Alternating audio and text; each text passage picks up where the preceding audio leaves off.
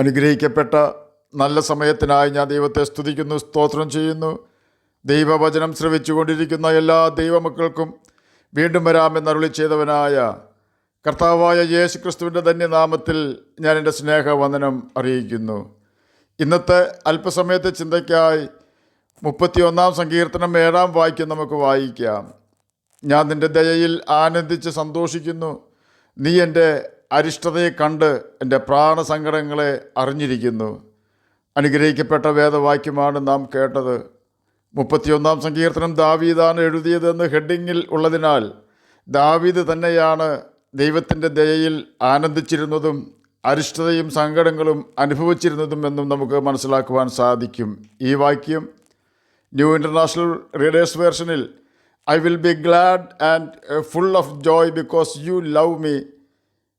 U saw that I was hurting, you took note of my great pain എന്നും new living ട്രാൻസ്ലേഷനിൽ I will be glad and rejoice in your unfailing love for you have seen my troubles and you care about the anguish of my soul എന്നുമാണ് രേഖപ്പെടുത്തിയിരിക്കുന്നത്. 31 സങ്കീർത്തനം 7 വാക്യത്തിൽ ദാവീദ് ദൈവത്തോട് പറയുകയാണ്, നീ എന്നെ നിത്യസ്നേഹം കൊണ്ട് സ്നേഹിക്കുകയും എൻ്റെ കഷ്ടതകളും പ്രാണസങ്കടങ്ങളും കണ്ട് എന്നെ രക്ഷിക്കുകയും ചെയ്തതിനാൽ ഞാൻ സന്തോഷിച്ച് ആനന്ദിക്കുന്നു. ദൈവം നമ്മെ സ്നേഹിക്കുന്നത് നിത്യസ്നേഹം കൊണ്ടാണെന്ന് അനേകം വാക്യങ്ങളിൽ കൂടി നമുക്ക് മനസ്സിലാക്കുവാൻ സാധിക്കും. മനുഷ്യരുടെ സ്നേഹത്തിൽ സ്വാർത്ഥതയുണ്ടെന്ന് നമുക്കറിയാം. നമ്മെ സ്നേഹിച്ചാൽ നാം സ്നേഹിക്കും, നമ്മെ നോക്കി പുഞ്ചിരിച്ചാൽ നാം പുഞ്ചിരിക്കും. നമ്മുടെ വീട്ടിൽ വന്നാൽ നാം അവരുടെ വീട്ടിൽ ചെല്ലും. നമുക്കെന്തെങ്കിലും തന്നാൽ തരുന്നവർക്ക് നാമും കൊടുക്കും. ചില വ്യക്തികളെങ്കിലും ഇപ്രകാരമാകുവാനാണ് സാധ്യത. ചിലരെങ്കിലും ഇതിൽ നിന്നും വ്യത്യസ്തരാണെന്ന് ഞാൻ സമ്മതിക്കുന്നു. എന്നാൽ ദൈവസ്നേഹം വറ്റിപ്പോകാത്ത സ്നേഹമാണ്. ആ സ്നേഹം പോലെ നാം തമ്മിൽ സ്നേഹിക്കണം എന്നാണ് കർത്താവായ യേശു ക്രിസ്തു നമ്മെ പഠിപ്പിച്ചിട്ടുള്ളത്. ഞാൻ നിങ്ങളെ സ്നേഹിച്ചതുപോലെ നിങ്ങളും തമ്മിൽ സ്നേഹിപ്പിൻ എന്ന് യോഹന്നാൻ എഴുതിയ സുവിശേഷം 13 അധ്യായം 34 വാക്യത്തിൽ അതിൻ്റെ അവസാന ഭാഗത്ത് രേഖപ്പെടുത്തിയിരിക്കുന്നു.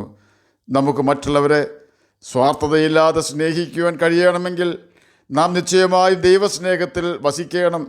നാം ദൈവസ്നേഹത്തിൽ വസിക്കണമെങ്കിൽ നിശ്ചയമായും നാം യേശുവിൻ്റെ കൽപ്പനകൾ അനുസരിക്കണം. യേശു പറഞ്ഞു, ഞാൻ എൻ്റെ പിതാവിൻ്റെ കൽപ്പനകൾ പ്രമാണിച്ചുകൊണ്ട് അവൻ്റെ സ്നേഹത്തിൽ വസിക്കുന്നത് പോലെ നിങ്ങൾ എൻ്റെ കൽപ്പനകൾ പ്രമാണിച്ചാൽ എൻ്റെ സ്നേഹത്തിൽ വസിക്കാം.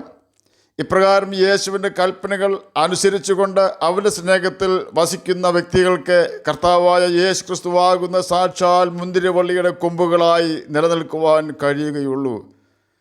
യേശു പറഞ്ഞു, ഞാൻ മുന്തിരിവള്ളിയും നിങ്ങൾ കൊമ്പുകളുമാകുന്നു. ഒരുത്തൻ എന്നിലും ഞാൻ അവനിലും വസിക്കുന്നു എങ്കിൽ അവൻ വളരെ ഫലം കായ്ക്കും. എന്നെ പിരിഞ്ഞ് നിങ്ങൾക്കൊന്നും ചെയ്യുവാൻ കഴിയുകയില്ല. യോഹന്നാൻ എഴുതിയ സുവിശേഷം 15 അധ്യായം 5 വാക്യമാണ് നാം കേട്ടത്. യഥാർത്ഥ മുന്തിരിവള്ളി എന്ന് പറഞ്ഞാൽ സത്യദൈവം എന്നാണ്, യഥാർത്ഥ ദൈവം എന്നാണ് അർത്ഥം. കാട്ടുമുന്തിരിവള്ളി ഉണ്ടെന്ന കാര്യം നാം മറക്കരുത്. സാക്ഷാൽ മുന്തിരിവള്ളിയിൽ വസിക്കുന്ന ഒരു കൊമ്പിന് നല്ല മുന്തിരി മാത്രമേ കായ്ക്കുവാൻ കഴിയൂ. ആ മുന്തിരി മറ്റുള്ളവരെ ആശ്വസിപ്പിക്കും. മനുഷ്യൻ്റെ സ്വഭാവം നോക്കിയല്ലല്ലോ യഥാർത്ഥ മുന്തിരിപ്പഴം അതിൻ്റെ രുചിയും മധുരവും മനുഷ്യർക്ക് നൽകുന്നത്.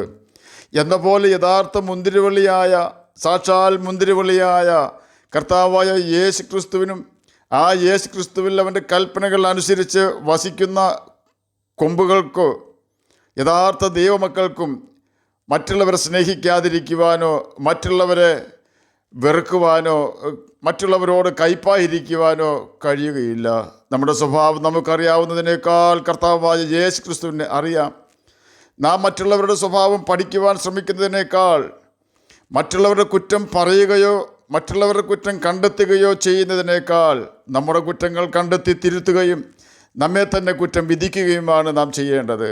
ദൈവകൽപ്പനകൾ അനുസരിച്ച് ദൈവഭയത്തോടെ ജീവിക്കുന്നവർക്ക് അപ്രകാരം ചെയ്യുവാൻ കഴിയുകയുള്ളൂ. അപ്രകാരം ദൈവകൽപ്പന അനുസരിച്ച് ജീവിച്ച ദാവീദിന് ദൈവം സംരക്ഷണം കൊടുത്ത കാര്യമാണ് നാം മുൻപ് കേട്ടത്. ജോസഫിൻ്റെ പ്രാണസങ്കടം കണ്ടാറേയും ജോസഫിൻ്റെ സഹോദരന്മാർക്ക് അവനോട് കരുണ തോന്നുകയോ അവനെ കഷ്ടപ്പെടുത്താതെ അവൻ്റെ അപ്പൻ്റെ ഭവനത്തിൽ എത്തിക്കുകയോ ചെയ്യാതെ അല്പം പണത്തിനു വേണ്ടി അന്യർക്ക് വിൽക്കുകയും അപ്പനോട് വ്യാജം പറയുകയുമാണ് ചെയ്തത്. അവൻ നമ്മോട് കെഞ്ചിയപ്പോൾ നാം അവൻ്റെ പ്രാണസങ്കടം കണ്ടാറേയും അവൻ്റെ അപേക്ഷ കേട്ടില്ലല്ലോ എന്ന് ഉൽപ്പത്തി പുസ്തകം 42 അധ്യായം 21 വാക്യത്തിൻ്റെ മധ്യഭാഗത്ത് രേഖപ്പെടുത്തിയിരിക്കുന്നു. ദൈവസ്നേഹത്തിലും ദൈവഭയത്തിലും ജീവിക്കുകയും തൻ്റെ അപ്പൻ്റെ ദൈവത്തെ അവൻ്റെ കൽപ്പനകൾ അനുസരിച്ച് സ്നേഹിക്കുകയും ചെയ്ത ജോസഫിൽ അവൻ്റെ സഹോദരന്മാർക്ക് യഹോവയെ കാണുവാൻ കഴിഞ്ഞില്ലെങ്കിലും പോത്തീഫറിനും കാരാഗ്രഹ പ്രമാണിക്കും മിസ്രയീം ഭരിച്ചിരുന്ന ഫറവോനും ജോസഫിൽ യഹോവയെ കാണുവാൻ കഴിഞ്ഞു.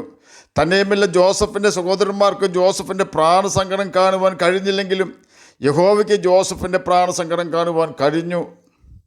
എന്നെ കേൾക്കുന്ന പ്രിയ ദൈവമകനെ, ദൈവമകളെ, മറ്റാർക്കും നമ്മുടെ പ്രാണസങ്കടങ്ങളും പ്രതികൂലങ്ങളും കാണുവാൻ കഴിഞ്ഞില്ലെങ്കിലും നമ്മെ സ്നേഹിച്ചു നമുക്ക് വേണ്ടി തന്നെത്താൻ ഏൽപ്പിച്ചു കൊടുത്ത കർത്താവായ യേശു ക്രിസ്തുവിനെ നമ്മുടെ പ്രാണസങ്കടം കാണാതിരിക്കുവാനോ നമ്മുടെ പ്രതികൂലങ്ങളിൽ നിന്നും നമ്മെ രക്ഷിക്കാതിരിക്കുവാനോ കഴിയുകയില്ല. കാരണം അവൻ നമുക്ക് തുല്യമായി പാപമൊഴികെ സകലത്തിലും പരീക്ഷിക്കപ്പെട്ടവനും വ്യസനപാത്രമായി തീർന്നവനുമാണ്.